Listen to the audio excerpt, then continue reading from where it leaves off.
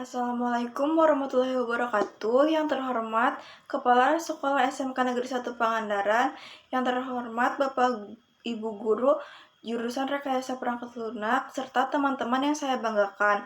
Pertama-tama, marilah kita panjatkan puji dan syukur kehadirat Allah Subhanahu wa Ta'ala.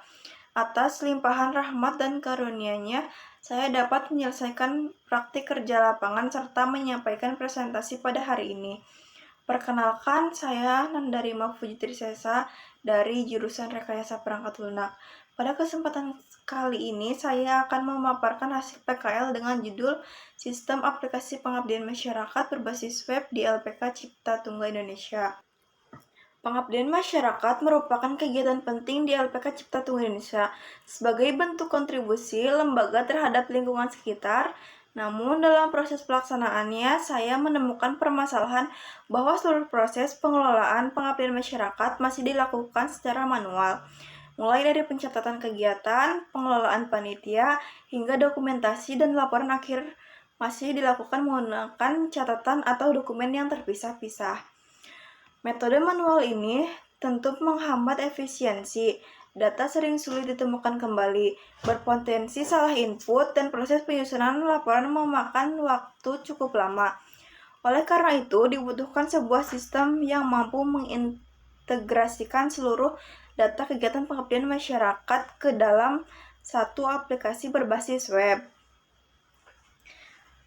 Melalui PKL ini, saya terdorong untuk mengembangkan sebuah aplikasi yang dapat membantu lembaga mengelola kegiatan pengabdian masyarakat secara cepat, akurat, terstruktur, dan mudah diakses kapan saja. Tujuan dari pembuatan aplikasi ini adalah untuk memberikan solusi terhadap masalah administrasi manual yang ada. Aplikasi ini dirancang untuk meminimalkan kesalahan pencatatan, menyimpan data kegiatan, peserta, dan dokumentasi secara aman. Penyediaan pusat data terintegrasi yang dapat diakses admin dan PIC. Waktu dan tempat PKL. PKL dilaksanakan mulai tanggal 1 Juli sampai 17 Oktober 2025, selama kurang lebih 3 bulan 17 hari. Kegiatan berlangsung di LPK Cipta Tunggal Indonesia yang berlokasi di Jalan Sukamulya No. 62 dekat SMA Negeri 1 Ciamis. Metode pelaksanaan PKL. Dalam pelaksanaan PKL, saya menggunakan 4 metode utama. Yang pertama yaitu ada analisis kebutuhan, untuk mengetahui data dan fitur apa saja yang diperlukan dalam aplikasi. Yang kedua ada perancangan sistem, mencakup pembuatan flowchart, IRD, database, dan desain tampilan. Yang ketiga ada implementasi, yaitu proses pembuatan aplikasi menggunakan PHP, HTML, CSS, dan MySQL. Yang keempat ada pengujian sistem, yaitu untuk memastikan semua fungsi berjalan sesuai kebutuhan lembaga. Metode ini membantu saya menyelesaikan aplikasi secara terstruktur dimulai dari konsep hingga pengujian akhir.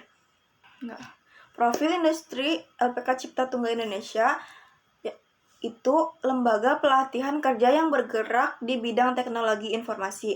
LPK CTI menyediakan berbagai program pelatihan seperti networking, pemrograman, multimedia, desain grafis, dengan visi menjadi lembaga pelatihan terbaik se-Indonesia. Pada tahun 2026, LPK CTI terus meningkatkan kualitas pelatihan serta fasilitas yang ada. Misinya di antara lain yaitu meningkatkan keterampilan masyarakat, menyiapkan tenaga kerja yang terampil, serta memberikan pelatihan kepada masyarakat yang membutuhkan. Selama PKL, saya melihat langsung bagaimana LPK CTI memberikan pelatihan kepada peserta dan bagaimana lembaga ini berupaya meningkatkan kualitas SDM di bidang teknologi. Deskripsi kegiatan PKL. Selama PKL, saya mengerjakan beberapa kegiatan, di antaranya yaitu pembuatan aplikasi pengabdian masyarakat berbasis web, membuat website profile company untuk SD Negeri 4 Ciamis, mengikuti pelatihan dasar di bawah bimbingan instruktur LPK Cipta Tunggal Indonesia. Seluruh kegiatan tersebut memberikan saya pengalaman teknis dan non-teknis yang sangat penting untuk perkembangan kemampuan saya di bidang rekayasa perangkat lunak.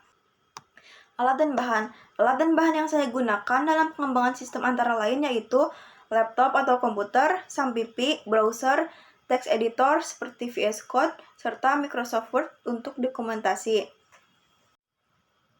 Kendala dan solusi. Selama PKL tentu terdapat kendala yang saya hadapi. Kendala yang muncul di antara lainnya yaitu kesalahan dalam kode program, struktur database yang tidak tepat, waktu pengerjaan yang cukup terbatas. Solusinya yang dilakukan yaitu melakukan debugging atau perbaikan kode secara bertahap, memperbaiki tabel database sesuai relasi yang benar, melakukan pengujian sistem, berkonsultasi dengan pembimbing LPK untuk memastikan solusi yang saya lakukan sudah tepat.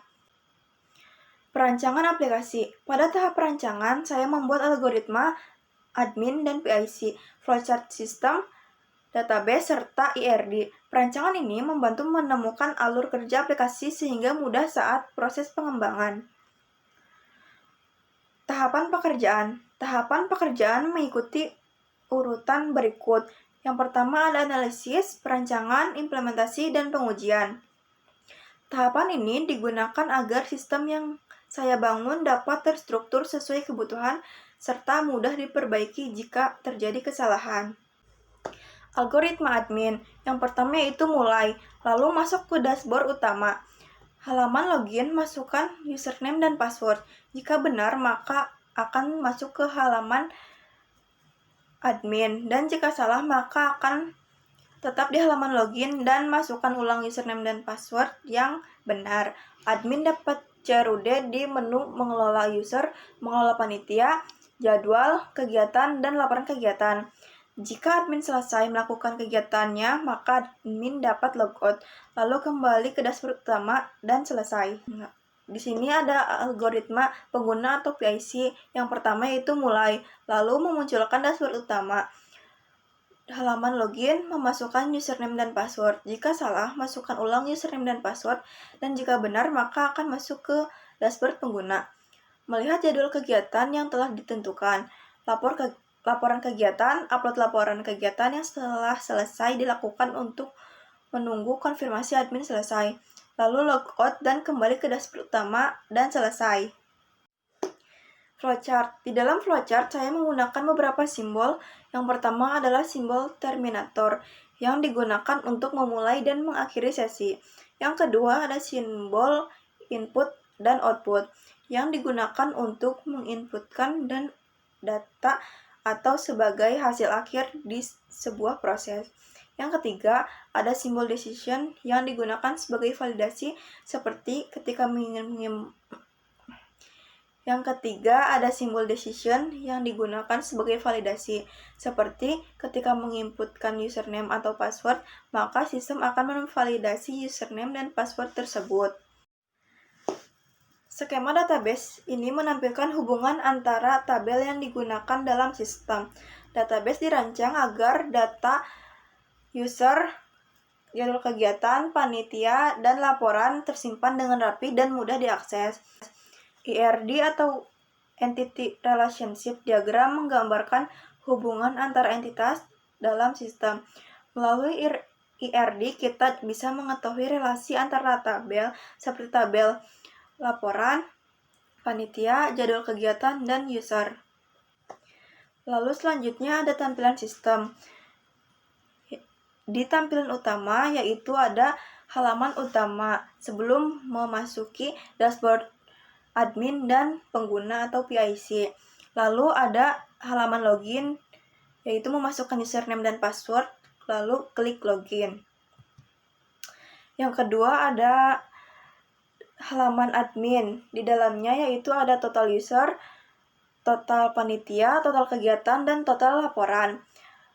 Lalu admin bisa mengelola user, yang di dalamnya bisa mengedit, hapus, dan cetak PDF. Di kelola panitia juga sama, ada edit, hapus, cetak PDF, dan menambahkan. Lalu kelola jadwal kegiatan bisa ada penambahan jadwal, hapus dan edit, lalu pencetakan juga. Di laporan kegiatan bisa menambah, disetujui, menunggu, dan ditolak.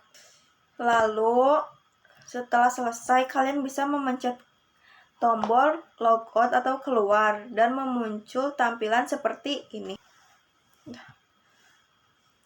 Di halaman PIC yaitu ada ringkasan kegiatan, total jadwal kegiatan, total laporan kegiatan.